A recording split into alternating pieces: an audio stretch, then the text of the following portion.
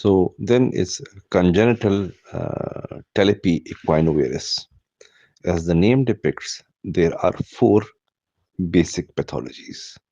There is midfoot cavus, forefoot is adduction, hindfoot is in varus, and there is hindfoot equinus.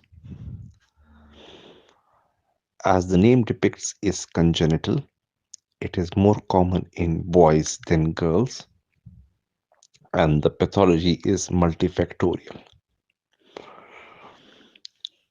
It's stated as the neurogenical theory when the histochemical changes are there. Then there is a neurogenic theory that the nerve supply is less. Then is a muscular theory because of muscle imbalance. Then is a theory that suggests that the fetal positioning is a predilection. And then there is a theory regarding constriction bands. Anyhow, the foot is smaller than the opposite side.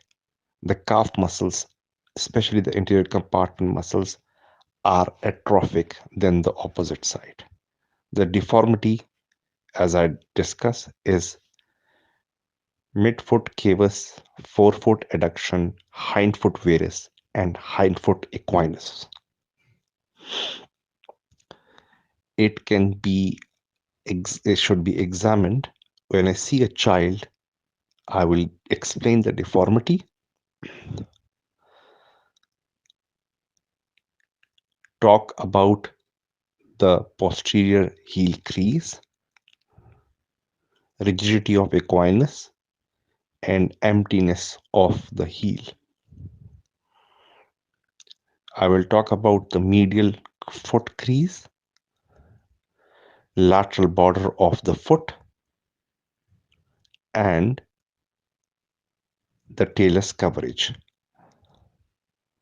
I will check for the correctability, and the things which I examined will help me to score Pirani score. 0 is normal, 0.5 is moderate, and 1 is scored as severe deformity. Regarding the treatment has been revolutionized by Ponseti technique. In the Ponseti technique, the correction is in a similar manner where we correct cavus, then adduction, then varus, and then correct equinus. 90% of the patients would at last cast needs a Achilles tenotomy, which can be done percutaneously at this age. Regarding the casting can be started in any age. If the recurrence happen, it can be again recasted. The first cast is the correction of the cavus.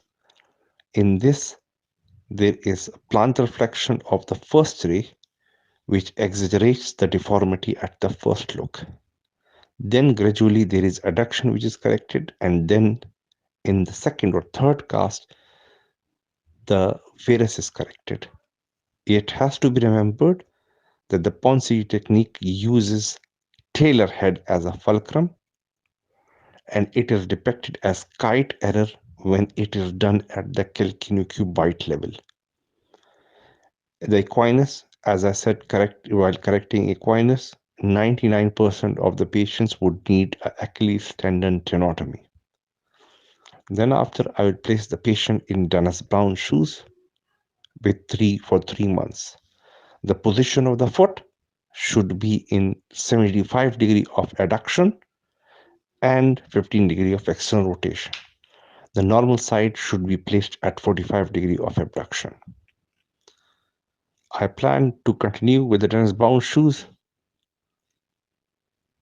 till the patient is ambulant, i.e. for 3 years.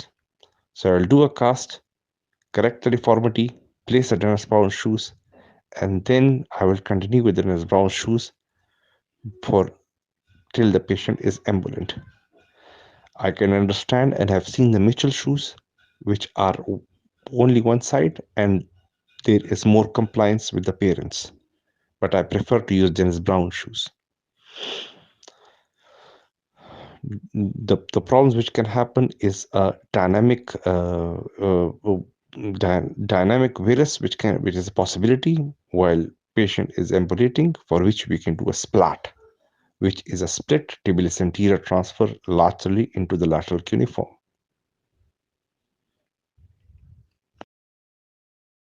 When I see a child of a CTEV, I need to examine the child in completion. I need to assess the spine to exclude spina bifida, any myelomeningocele, check the patient to exclude Larson syndrome and arthrogryposis, as well as poliomyelitis. Dysplasias can happen and can have association with CTEV as well. I need to exclude DDH as well in certain situations, along with PFFD. In a CTV, if I plan to do operative intervention, it's called a turquoise procedure, which is Cincinnati incision. It can be also done in minimal invasive procedure. It's basically a posterior medial release in which there is a release of three joints, that is ankle joint, subtalar joint, and talar and calcaneocuboid joint. Then also there is a lengthening of the tibialis posterior flexor hallucis longus and flexor digitorum longus, and there is a release of plantar ligaments and adductor hallucis and flexor digitorum brevis. After that, we insert KYS from the talus to the first metatarsal and possibly calcaneum as well. This is a type of soft tissue rigidities which is done. In a resistant cases, we can go on further with a posterior medial plus lateral release, which is called a McKay procedure. In that, we have to release a calcaneocuboid joint and extensively release the lateral structures as well. These operative interventions are mostly indicated in the child which are more than 1 to 2 years of age. If there is a recurrence, then another option will be a Litch-Plow procedure, which is basically a cuboid enucleation with a K-wire fixation. As soft tissue releases as indicated, if there is again a recurrence. If there is a recurrence after the Pons CT, I can decide and do again a Pons CT technique. In case of recurrence after the surgical intervention, there is also indication to do a Pons CT technique itself. I've seen papers which does show the effectiveness of Pons CT in recurrence as well as relapse stages.